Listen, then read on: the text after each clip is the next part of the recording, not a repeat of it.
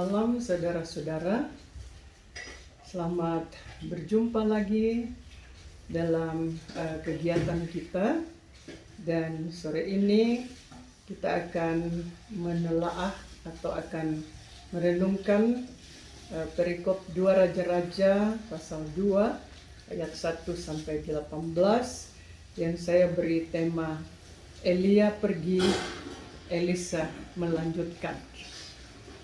Sebelum kita bersama-sama belajar dari perikop ini, mari kita berdoa. Ya Tuhan Allah yang menyertai umat sejak di waktu lampau sampai saat ini, kami bersyukur kepadamu karena pada saat ini kami boleh diberikan kesempatan lagi untuk belajar dari firman Tuhan. Kiranya berkat dan rahmat-Mu menyertai kami sekalian, sehingga perenungan atau pembelajaran firman pada sore hari ini memberi berkat bagi kami sekalian. Pertama-tama tentu bagi hamba-Mu dan kemudian kepada para pembaca atau saudara-saudari yang melihat rekaman ini. Dalam nama Tuhan Yesus kami berdoa kepadamu. Amin. Pembacaan Alkitab dari 2 Raja-Raja 2 ayat 1 sampai 18. Lembaga Alkitab Indonesia memberi judul Elia naik ke surga.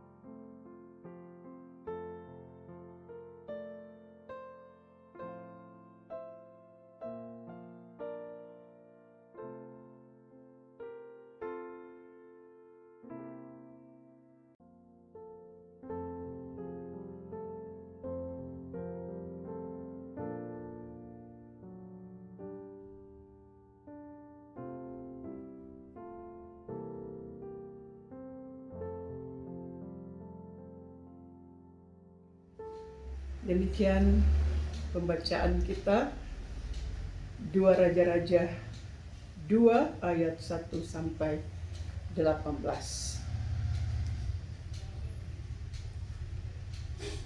Saudara-saudara yang dikasihi oleh Tuhan Yesus, selamat berjumpa lagi dalam kesempatan indah yang Tuhan anugerahkan lagi kepada kita. Dan oleh karena perekaman ini dilaksanakan di hari-hari yang bersejarah bagi kita rakyat Indonesia, itu perayaan Hari Kemerdekaan Indonesia ke-76. Marilah kita bersyukur kepada Tuhan atas kemerdekaan yang adalah kasih karunia-Nya yang luar biasa bagi negara dan bangsa kita.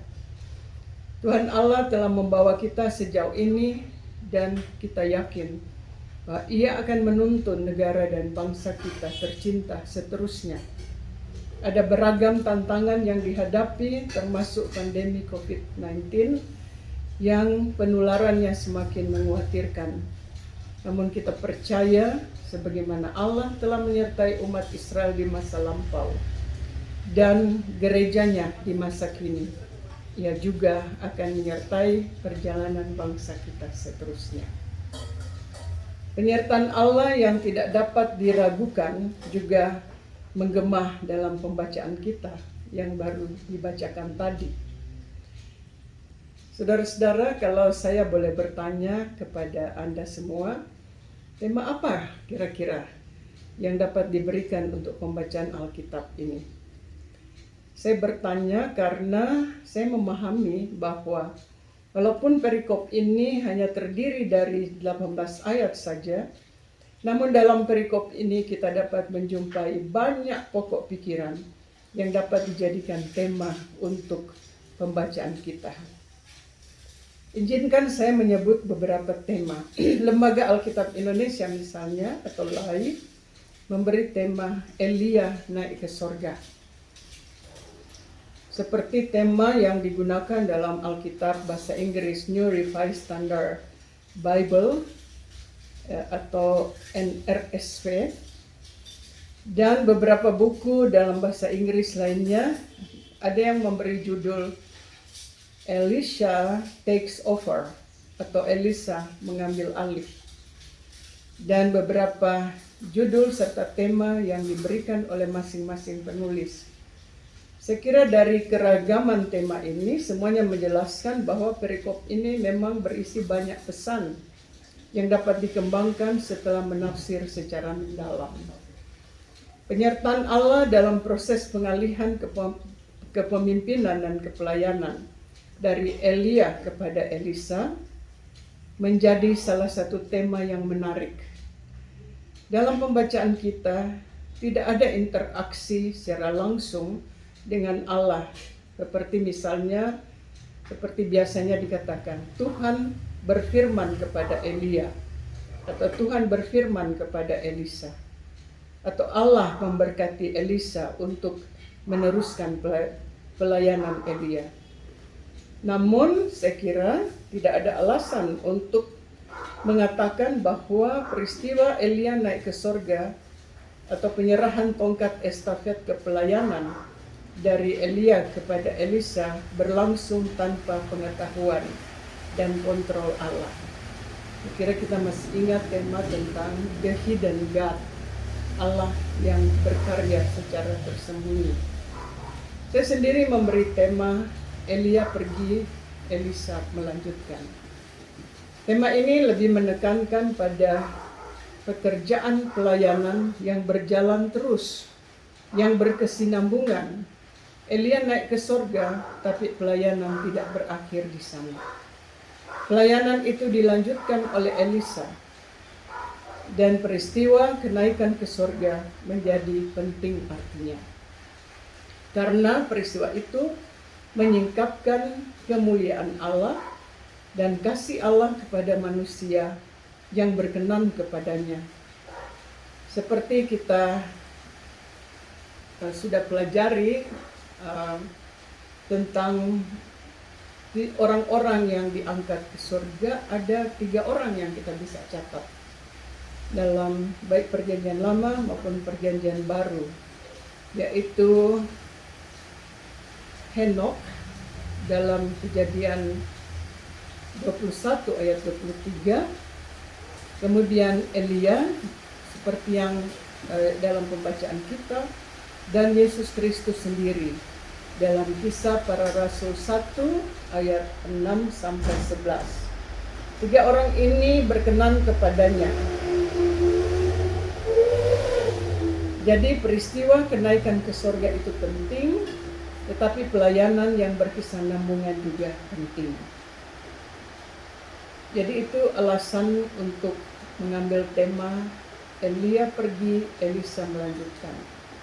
Apalagi penceritaan tentang pelayanan yang berkesinambungan itu mengambil banyak tempat dalam seluruh pembacaan kita. Sedangkan peristiwa kenaikan ke sorga hanya disebut dalam 2 ayat saja, yaitu ayat 11 sampai 12. Oleh karena itu, saudara-saudaraku, sangatlah penting untuk menggarisbawahi tema tentang kepelayanan yang berkesinambungan, karena manusia membutuhkan untuk keselamatan dan kehidupannya. Dan Elisa perlu juga diberi perhatian khusus, karena sebagai seorang murid dari Elia, ia telah menunjukkan perhatian yang luar biasa dalam pelayanan itu. Ia juga memperlihatkan kesetiaan dan ketaatan yang luar biasa kepada gurunya di saat-saat terakhir kehidupan Elia di dunia. Ia ikut kemanapun Elisa pergi. Pertama ke Betel, kemudian ke Yeriko, dan akhirnya ke Yordan. Perhatian, kesetiaan, dan ketaatan sangat dibutuhkan dalam pelayanan.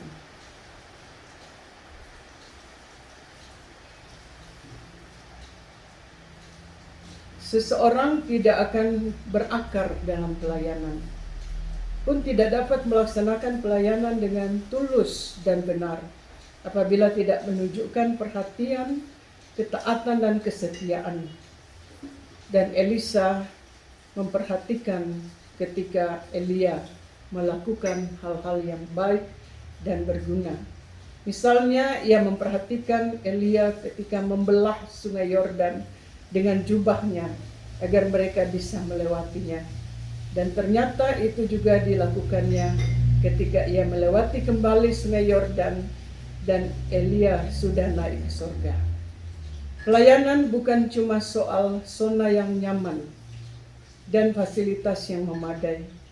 Pelayanan adalah melakukan tugas keselamatan yang terus-menerus yang ditugaskan Allah untuk kebaikan yang dilayani dan untuk kehidupan banyak orang. Elisa adalah teladan kegigihan seorang pelayan. Ia tidak gentar meminta hal yang menurut Elia sukar untuk dipenuhi. Dalam ayat 9b umpamanya dia katakan, biarlah kiranya aku mendapat 2 bagian dari rohmu. Kata-kata ini pernah muncul juga dalam Ulangan 21 ayat 17, menjelaskan tentang pembagian dalam hak dan tanggung jawab. Elisa ingin ia mendapat kekuatan, kemampuan, dan berkat yang sama dengan Elia, demi melaksanakan tugas pelayanan yang akan diwarisinya dari Elia. Akhirnya yang sulit itu pun dapat diterima oleh Elisa. Allah memberkatinya sehingga Elisa mewarisi bukan saja jubah Elia, tapi juga kekuatan melakukan pelayanan-pelayanan serta mujizat-mujizat. Kiranya kegigihan, kesetiaan, dan ketaatan Elisa memberi motivasi dan inspirasi bagi kita yang mau terlibat dalam pelayanan yang berkesinambungan, yang dipimpin dan dituntun oleh Allah sendiri. Sebab di mana Allah bekerja, di mana Allah berkarya, di sana manusia dimampukan melakukan hal-hal yang menyelamatkan. Terpujilah namanya. Amin.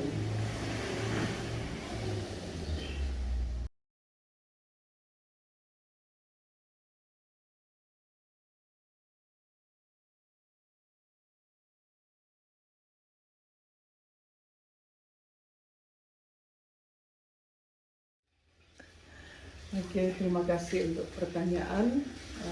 Memang ini peristiwa yang ya kita harus sebutkan peristiwa luar biasa, karena seperti dikatakan tadi ya, 3 orang yang mengalami itu. Henok mungkin ceritanya tidak terlalu kita kenal, tapi itu perlu penting juga diperhatikan karena Henok adalah dikatakan seorang yang bergaul dengan Tuhan.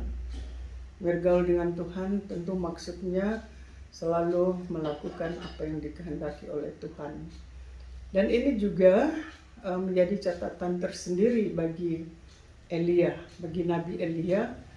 Karena Nabi Elia adalah seorang nabi yang dikenal sebagai nabi yang sangat taat, sangat setia kepada Tuhan. Semua yang ia kerjakan itu tidak menyimpang dari apa yang Tuhan kehendaki. Jadi betul-betul ketaatan yang luar biasa dan keberaniannya untuk menyampaikan kritik kepada raja waktu itu, yaitu Raja Ahab. Juga kritik kepada permaisuri Raja Ahab, yaitu Isabel. Isabel adalah anak putri dari negara non-Israel yang membawa masuk penyembahan kepada berhala. Dan Elia sebagai seorang nabi, dia merasa tanggung jawab yang besar sekali. Jadi dia katakan itu tidak pantas melakukan hal itu di tengah-tengah kehidupan umat Israel. Dan sebab itu ya tidak mengherankan kalau Elia dibenci oleh Raja Ahab dan terutama oleh permaisurinya, yaitu Isabel. Nah, tentu kita melihat ini, mungkin ini yang menjadi alasan sehingga Elia seperti juga Henok terangkat ke surga. Kalau tentang Kristus tentu ini adalah hal yang berbeda ya, karena misi Kristus di dunia ini sebagai Tuhan dan sebagai manusia, tentu kita melihat hal yang berbeda tapi dengan peristiwa yang sama, yaitu terangkat ke surga. Dan kita harus mengatakan ya mungkin Elia karena ketaatan kesetiaannya, tapi yang saya kira perlu digarisbawahi di sini ialah perkenanan Allah sendiri. Allah berkenan akan hidup Henok, Allah berkenan akan hidup Elia. Dan saya dapat menambahkan lagi beberapa karya Elia yang luar biasa yang membuat dia dicatat sebagai salah seorang nabi yang setia, yang melakukan kehendak Allah, ialah sikapnya terhadap penyembahan berhala di Israel. Ya, sehingga pernah dalam 2 Raja-Raja 18 ayat 20 dan seterusnya, di situ ada kisah tentang Elia yang berlawanan atau yang melaksanakan suatu semacam perlombaan Allah siapa yang paling kuat, apakah Allah Baal atau Allah Israel. Nah, jadi ada mereka semacam bertanding ya. Jadi mereka bertanding dengan membasahi persembahan-persembahan yang akan dipersembahkan kepada dewa atau ilah masing-masing. Dan mulai dengan nabi-nabi Baal, mereka berteriak-teriak kepada nabinya, mereka sampai melukai dirinya, tetapi tidak ada api yang turun menghanguskan atau membakar persembahan mereka. Tetapi ketika Nabi Elia berdoa kepada Tuhan, maka api menyambar dan membakar persembahan-persembahan yang telah disiapkan itu. Sehingga air menjadi kering dan semuanya yang dipersembahkan itu terbakar hangus. Nah, ini menjelaskan tentang bagaimana Elia mempermuliakan Allah di tengah-tengah umat yang kadang-kadang terseret dengan penyembahan berhala. Sehingga ya pantaslah kita melihat Elia itu sebagai seorang nabi yang taat dan setia. Dan mungkin juga kata kegigihan yang digunakan kepada Elisa itu pertama-tama harus diberikan kepada Elia. Wah, Elia adalah nabi selain taat dan setia, tapi ia adalah nabi yang gigih mempertahankan nama Allah. Barangkali itu jawaban atas pertanyaan tadi.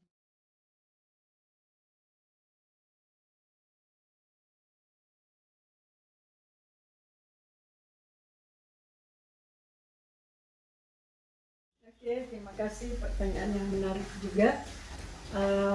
Memang dalam perikop yang kita baca tadi tidak secara jelas ya, dikemukakan bahwa ada penugasan.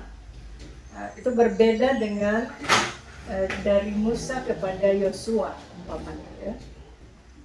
Ini berbeda, jadi sepertinya berjalan tanpa penugasan tertentu. Tapi kalau kita memperhatikan seluruh pembacaan ini akan jelas sekali bahwa secara informal Elia telah mempersiapkan Elisa. Dan Elisa juga sebagai seorang murid, dia sekira di sini harus dikatakan bahwa Elisa itu sangat berinisiatif. Sehingga ketika Elia katakan, tinggallah di sini karena saya diperintahkan Tuhan ke Betel, tapi dia ikut terus. Kemudian ketika di Betel, Elia mengatakan, tinggallah di sini karena Tuhan meminta aku terus ke Yeriko. Dia bilang, saya juga harus ikut. Dan ketika di Yeriko, Elia berkata kepada Elisa, tinggallah di sini sebab Tuhan menyuruhku pergi ke Sungai Yordan. Dia ikut. Jadi ada inisiatif yang luar biasa juga dari Elisa. Dan saya kira harus begitu ya seorang murid yang mempersiapkan pelayanan, jangan hanya menunggu saja, tetapi dia sambil mengamati, dia memasukkan itu ke dalam hati. Sehingga apa yang dilakukan oleh guru atau tuan, di sini pakai istilah tuan, sudah masuk di dalam hatinya. Jadi luar biasa dua tokoh ini. Elia sebagai guru dan Elisa sebagai murid. Bagus sekali. Saya kira kita dalam pelayanan gereja kita membutuhkan orang-orang dengan kualitas seperti Elia dan Elisa. Oke.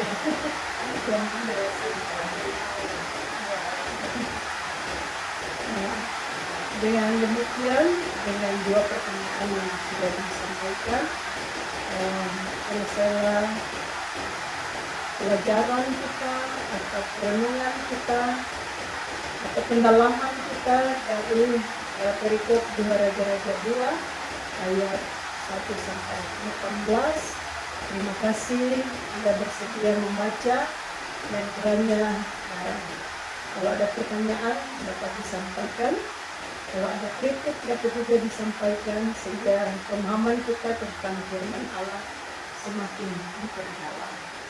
Sekali lagi terima kasih dan sampai berjumpa pada kesempatan yang berikut. Salam.